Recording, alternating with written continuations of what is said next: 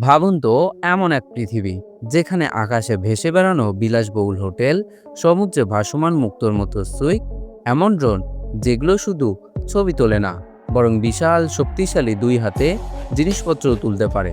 যেখানে গাড়ি আর শুধু মাটিতে চলে না, মহাকাব্যের মতো রূপ নেয়। কখনো রোবটে রূপান্তরিত হয়, কখনো ভবিষ্যতের স্পেসশিপের মতো ছুটে চলে। আজ আমরা কথা বলবো এমন অবিশ্বাস্য ধারণা ও প্রযুক্তি নিয়ে, যেগুলো শুনলেই মনে হবে এগুলো কি সত্যিই সম্ভব। প্রথমেই আসি স্কাই ক্রুজের কাছে। কল্পনা করুন এক বিশাল এয়ারক্রাফট যা কখনো ল্যান্ড করতে হয় না। এর ভিতরে থাকবে সিনেমা হল, সুইমিং পুল, রেস্তোরাঁ এবং এমনকি শপিং মলও। এটি এক প্রকার আকাশে ভেসে থাকা শহর।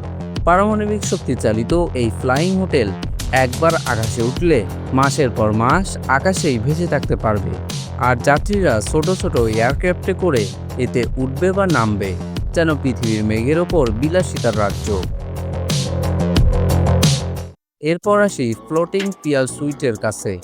দুবাইয়ের মতো শহরে তৈরি হচ্ছে সমুদ্রের বুকে ভাসমান গোলাকার সুইট, যা দেখতে একেবারে মুক্তোর মতো।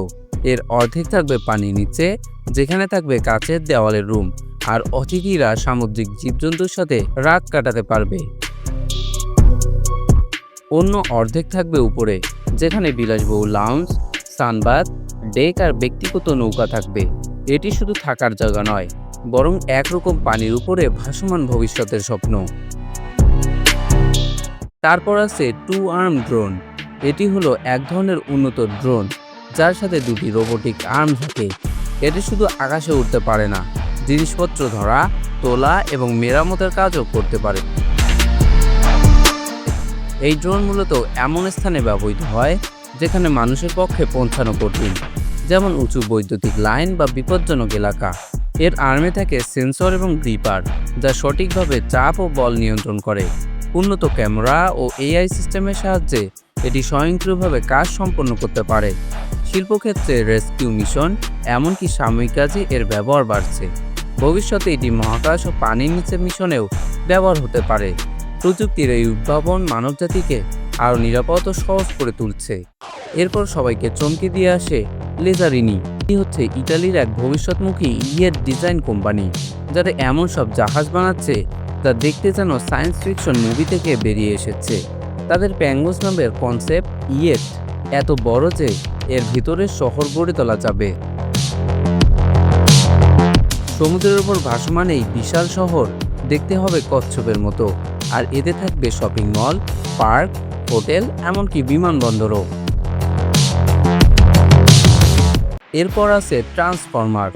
এটি শুধু সিনেমার রোবট নয়, বরং বাস্তব জীবনের অনুপ্রেরণায় তৈরি হচ্ছে এমন এক যান যা গাড়ি থেকে মুহূর্তেই রোবটে রূপান্তরিত হতে পারবে। জাপান ও কোরিয়ার কিছু প্রোটোটাইপ ইতিমধ্যেই মানুষের সামনে এসেছে, যেখানে ছোট আকারের যান রোবট হয়ে দাঁড়িয়ে যেতে পারে এবং চলাচল করতে পারে। ভবিষ্যতে যুদ্ধ, উদ্ধার এবং বিনোদনে এগুলো বিপ্লব আনতে পারে। এই সব ধারণা শুধু প্রযুক্তির উন্নতির প্রতিচ্ছবি নয়, বরং আমাদের কল্পনার সীমানা ছুঁয়ে যাওয়ার প্রমাণ। আকাশ, সমুদ্র, মাটি, সব জায়গায় মানুষের স্বপ্ন এখন প্রযুক্তির ডানায় চড়ে উঠছে। আর হয়তো খুব বেশি দিন নেই যখন এগুলো শুধু খবরের কাগজে নয়, আমাদের দৈনন্দিন জীবনেরও অংশ হয়ে উঠবে।